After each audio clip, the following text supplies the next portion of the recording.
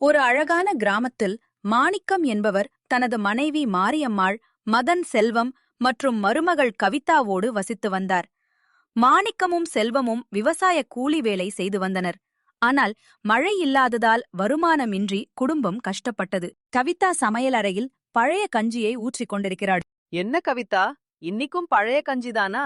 2 பேரும் வெயில்ல கஷ்டப்பட்டு வர்றாங்களே, அவங்களுக்கு உருப்படியா ஒருவேளை சாப்பாடு போட முடியலையே. வருத்தப்படாதீங்க அத்தை. இருக்கிற காசை வச்சு அடுத்த வாரத்துக்கான அரிசி வாங்கணும். நான் ஒரு யோசனை வச்சிருக்கேன்.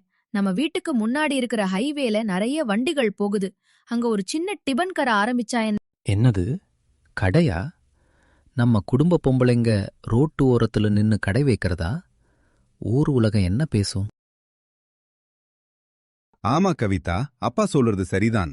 கஷ்டமோ நஷ்டமோ, நான் இன்னும் அதிக நேரம் வேலை செஞ்சு காசு கொண்டு வர்றேன். நீ வீட்ல இரு. கவிதா தனது நகையை அடகு வைத்து ஒரு சிறிய தள்ளுவண்டியை வாங்கினாள். மாரியம்மாளும் கவிதாவுக்கு துணையாக நின்றார்.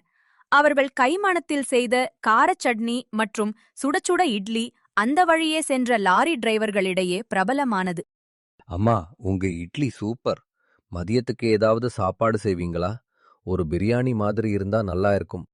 அத்த, நம்ம ஊரு முறைப்படி முயல்கறி பிரியாணி அல்லது நாட்டுக்கோழி பிரியாணி செஞ்சு தரலாமா? மதியம் நல்லா ஓடும். நல்ல யோசனை கவிதா. நான் மசாலா அரைச்சு தர்றேன், நீ சமை. வருமானம் கொட்டுவதை பார்த்த மாணிக்கமும் செல்வமும் அசந்து போனார்கள்.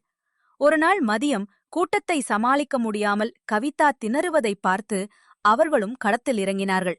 செல்வம், நீ போய் தண்ணி கேன் எடுத்துட்டு வா. நான் இலையை போட்டு கஸ்டமரை உட்கார வைக்கிறேன். சரிப்பா. கவிதா, நீ சமையல பாரு, நாங்க மத்த வேலைய பார்க்கிறோம்.